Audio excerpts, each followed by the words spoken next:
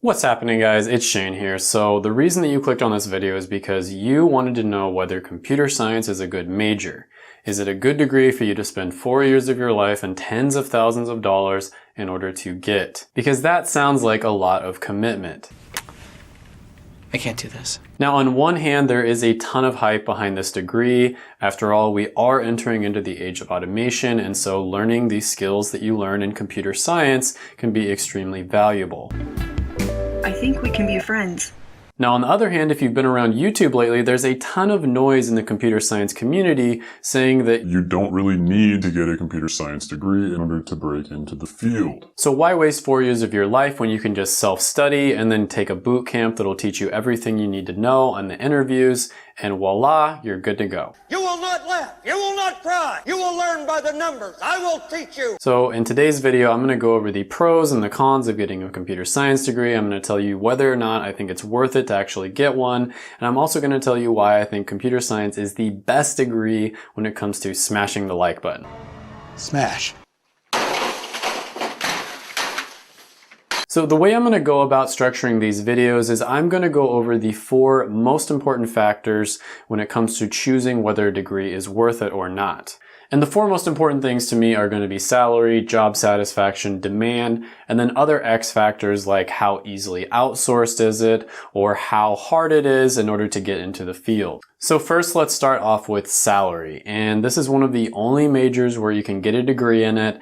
And in many cases, you can start making 6 figures or very close to 6 figures right off the bat. Now, there are a ton of different degrees that you can get with a computer science degree, but just to name a few, software developers make around $105,000 a year median, and then computer network architects are making around $109,000 a year median. There's also a ton of future growth potential, so even if you don't make 6 figures right out of college, chances are you will get there within your first few years. This is insanely amazing for a 4-year degree, and it's one of the only undergraduate degrees that can get you to that 6-figure mark right away. Now, like I said, there's a ton of different job options out there, and which one you pick is going to depend on your strengths as well as just what you like doing in general. And so it's definitely worth it to do your research about this. Now, pay is going to vary a lot depending on a ton of different factors, from where you live, your job experience, what careers you're going into, your skills, and all kinds of different things. For example, if you're willing to live in an extremely expensive area like Silicon Valley,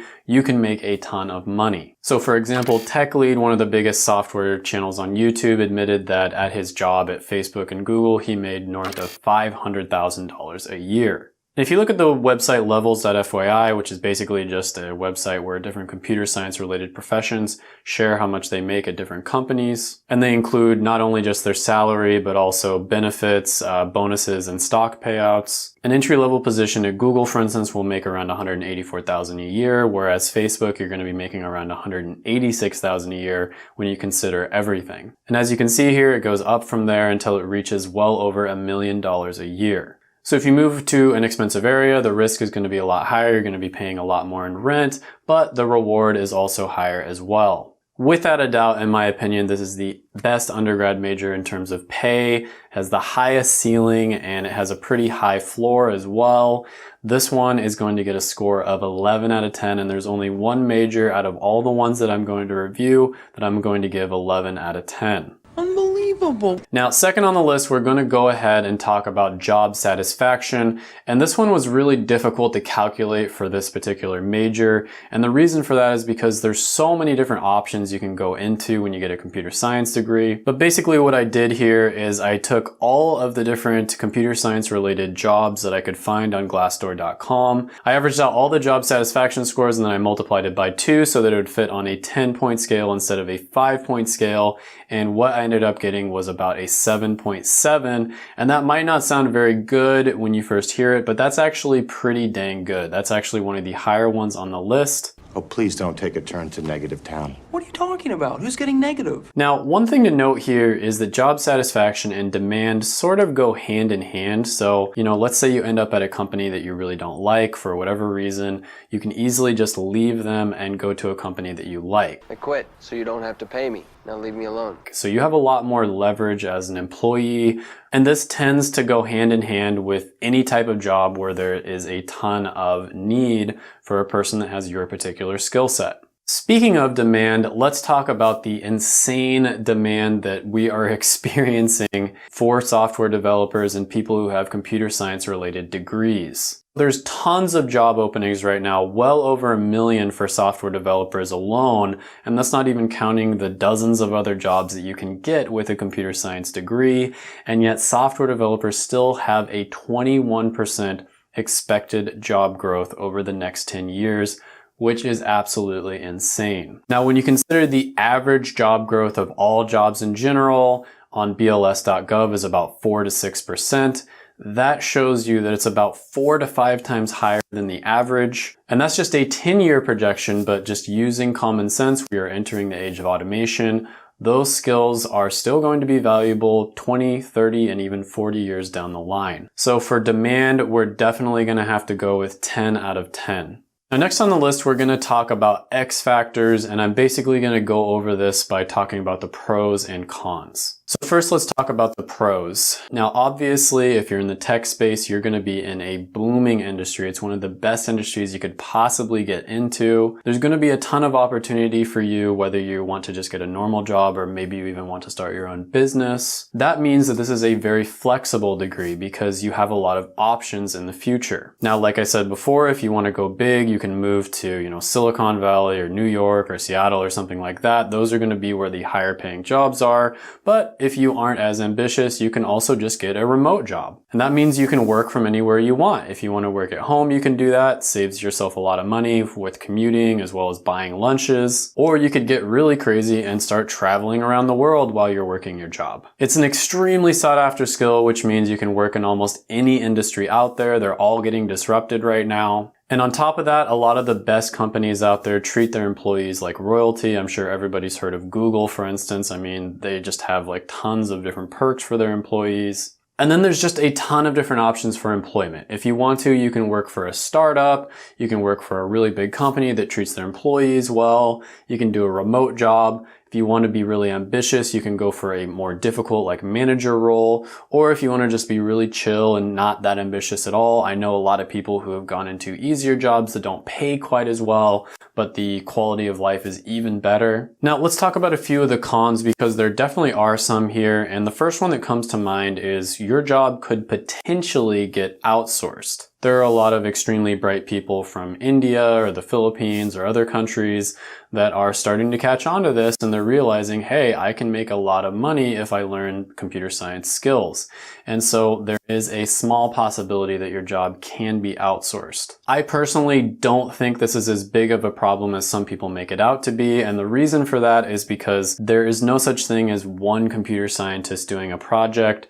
Projects require a bunch of different people, and that means you have to have excellent communication skills. And I think a lot of the people coming from other countries, for instance, aren't going to know English quite as well as somebody who was born and raised in America. Another con is that the really good jobs tend to be bunched in very specific places like Seattle, New York, Silicon Valley. Sometimes you talk about Austin, for instance. Another really big con is you're going to be spending a ton of time on the computer, but I mean, I think pretty much all of us do that anyways. And then another con is that some of the computer science jobs, generally the front end, web development type jobs, can actually be gotten into without a computer science degree. So you can get into a lot of the different jobs without actually getting a computer science degree. A lot of the people in this field have math degrees, physics degrees, engineering degrees, things along those lines where, it's still a really difficult degree. They have to know quite a bit to get into it, but they're also able to break into the computer science and technology field. There's even some evidence that people are able to break into the industry without a computer science related degree, although this is very rare. I did know a guy who actually dropped out of KU and he, was in computer science and he was able to get a job at Google right after dropping out. But this is an outlier example because this guy was pretty much just like a child prodigy. His dad was a really good computer scientist, and he taught this kid everything he knew from the time he was like 6 years old. Now, another con is that ageism can become a factor as you get older in the computer science field, meaning, you know, when you're young, a lot of the time you'll have to learn a new language in a few weeks or maybe a month, and you have to be very adaptable. But as you get older, it's not as easy to do that. And so a lot of the times companies will kind of phase out some of the older employees. Old, not obsolete. And to combat this, a lot of the computer science people will seek management positions where it's less coding and it's more oversight and that sort of thing. And, you know, in order to do that, you have to develop really good leadership skills, really good interpersonal skills, and that sort of thing. And then although there are a lot of jobs out there, the job market is relatively volatile just because it's such a new and expanding field. You know, you might be doing a great job at your work, but you get laid off for just some stupid reason because they just simply can't afford to hire you. However, this could be a pro or a con because with volatility comes opportunity. Chaos is a ladder. Now, for the most part, with most jobs in the computer science field, you are going to want to have either a computer science degree or a degree that is very closely related to computer science. Again, there's a few exceptions here and there, but those are few and far in between. Overall, the upside definitely outweighs the downside, and this is by far one of the best possible degrees that you can get. So the X factors are going to come out at a 10 out of 10, and when you average all 4 of them, the overall score is going to be 9.425 out of 10. Now, it doesn't end here. You know, everybody is different, and you want to go through the process of figuring out whether you're actually interested in this degree. Because if you absolutely hate coding, or you find out that you're just really bad at math or something like that, you probably don't want to pursue this. Because it doesn't matter how much money you make, if you're absolutely miserable doing something, then you're not going to be happy. So take these ratings that I gave you, maybe you change the X factors depending on, you know, where you live or something like that, and then make another column that basically weighs how much you like this degree and also how good you are, you know, what kind of skills you have, what strengths you have, related to this degree. Average out how much you like this degree, how passionate you are about it, and then also how good you are, how much natural skill you have, and put that out of 10. Add them all up and then divide by 5 and you'll get a much more accurate rating for you specifically. But overall, just make sure to check out my videos right here. I made them just for you. Go ahead, smash the like button, hit the subscribe button, ring the little notification bell, and then comment down below any ideas you have on this video or any comments, thoughts, criticisms, etc. And I will see you in the next one. Bye for now.